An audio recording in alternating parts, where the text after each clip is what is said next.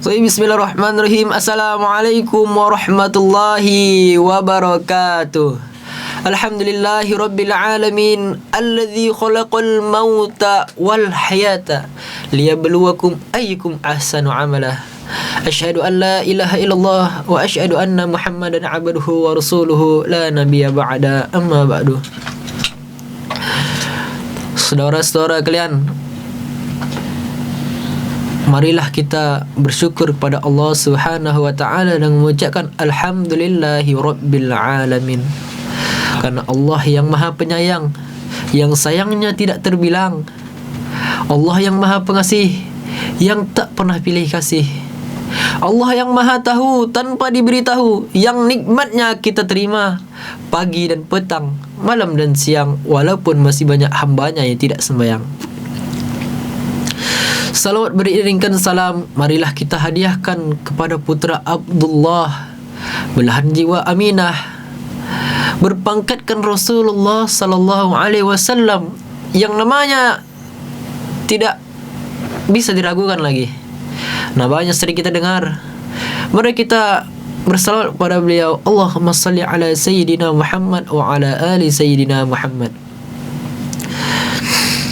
Baiklah, saudara-saudara kalian, Ramadan telah tiba, tak asing lagi terdengar di telinga kita.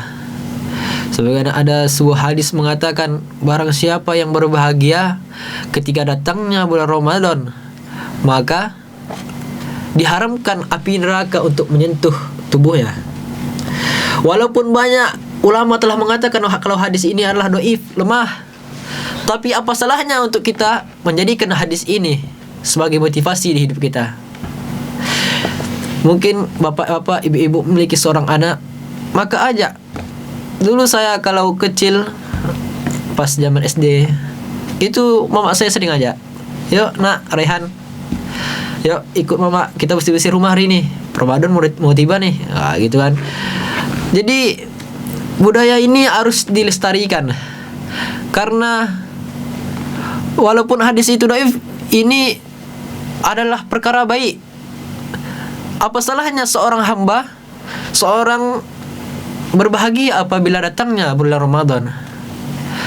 Apalagi bulan Ramadan adalah bulan yang mulia, penuh ampunan, yang di dalamnya apabila kita melakukan sesuatu maka akan dilipat gandakan amal tersebut.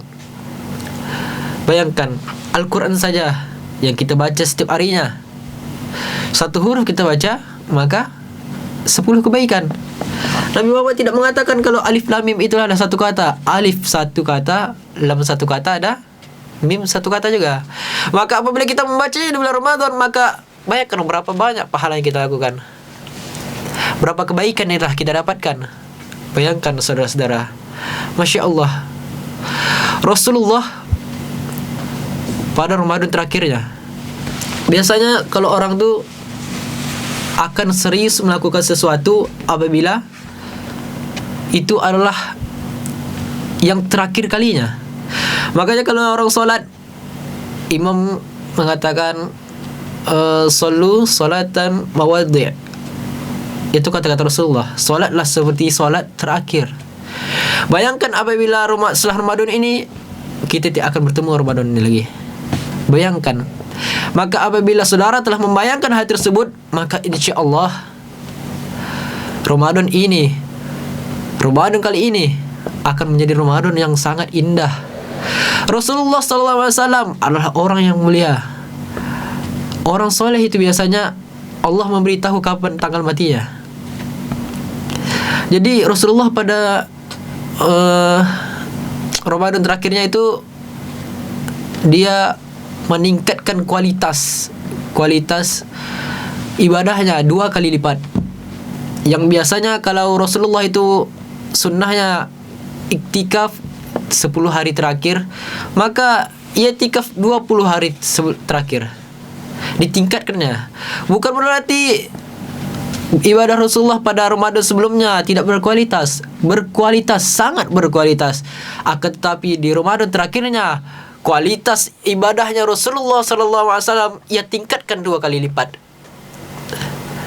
Tapi di sini pertanyaannya, Apakah saudara-saudara kalian telah meningkatkan ibadah ketika berada di bulan Ramadan? Masya Allah. Nauzubillah, kita sering melihat di luar Ramadan yang kita telah ketahui sama-sama kalau bulan ini adalah bulan yang mulia. Tapi banyak juga umat manusia yang melakukan maksiat di dalamnya, melakukan perbuatan yang tidak disukai Allah, yang tidak diridhai Allah Subhanahu wa taala. Ini na'udzubillah min zalik. Merugilah orang tersebut. Jadi dalam Al-Quran itu ada dikatakan dalam surah Al-Baqarah ayat 185 yang berbunyi, syahrul Ramadan alladzi unzila fihi al-Qur'an hudan lin-nas. Bulan Ramadan adalah bulan yang di dalamnya diturunkan Al-Quran sebagai petunjuk bagi umat manusia. Jadi Al-Quran ini diturunkan dalam bulan Ramadan. Maka bulan Ramadan menjadi bulan yang sangat mulia. Dan perantara antara Allah ke Nabi Muhammad itu adalah malaikat Jibril. Yang menyampaikan wahyunya adalah malaikat Jibril. Maka malaikat Jibril adalah telah menjadi raja dari seluruh malaikat. Dan Nabi Muhammad yang menerimanya, yang telah menerima wahyu tersebut. Maka Nabi Muhammad menjadi nabi yang paling mulia, Masya Allah. Dan apalagi apabila saudara-saudara membaca Al-Quran, menghafalkan Al-Quran, mengamalkan Al-Quran, maka insya Allah saudara-saudara menjadi hamba yang paling mulia di mata Allah Subhanahu wa ta'ala. Masya Allah. Semoga saudara-saudara sekalian yang menonton video ini menjadi hamba, termasuk salah satu hamba yang sangat dicintai Allah Subhanahu wa ta'ala. Orang yang senantiasa dengan Al-Quran, maka ia adalah keluarga Allah. Bayangkan, siapa yang tidak mau jadi keluarga Allah? Semua mau jadi keluarga Allah. Orang yang dekat Al-Quran, maka dekat dengan Allah.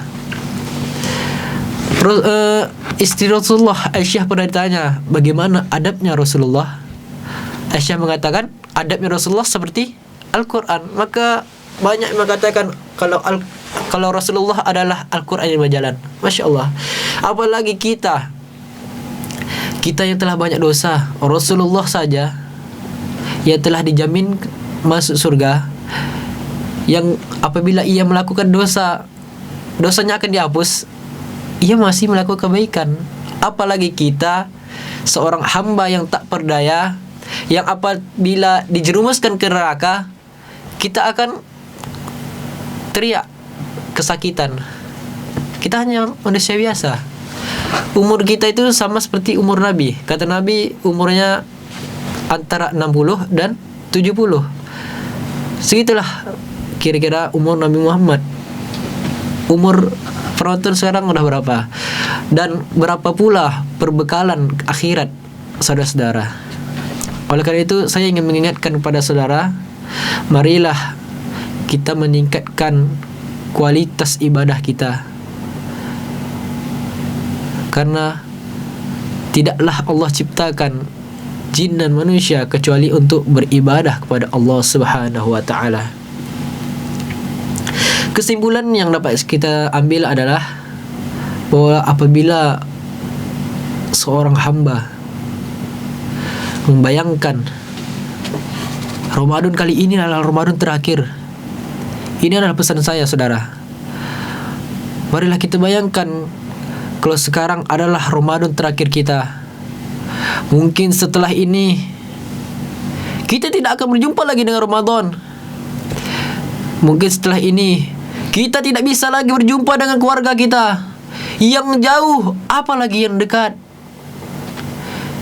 Kita tidak bisa berjumpa. Bayangkan saudara.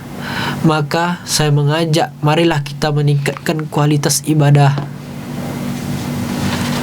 Karena Allah sangat dekat dengan hambanya apabila hambanya ingin dekat dengan penciptanya. Allah itu sebenarnya ingin dekat dengan kita. Setiap pagi apabila kita terbangun, sebenarnya Allah itu yang mengetuk, wahai hambaku, bangunlah, aku telah membawakan rezeki untukmu. Tergantung dari hambanya tersebut, apakah ia ingin menerima rezeki itu atau ia lanjut tidur lagi. Mungkin hanya ini yang bisa saya sampaikan. Yang benar datangnya dari Allah Subhanahu wa taala, yang salah datangnya dari saya sendiri. Wajar apabila saya melakukan kesalahan, karena saya juga manusia dan saya juga belajar bagaimana ke depannya saya menjadi lebih baik lagi. Mungkin hanya ini. Astaghfirullah li wa lakum. Auzubillahi minasyaitonirrajim. Bismillahirrahmanirrahim. Assalamualaikum warahmatullahi wabarakatuh.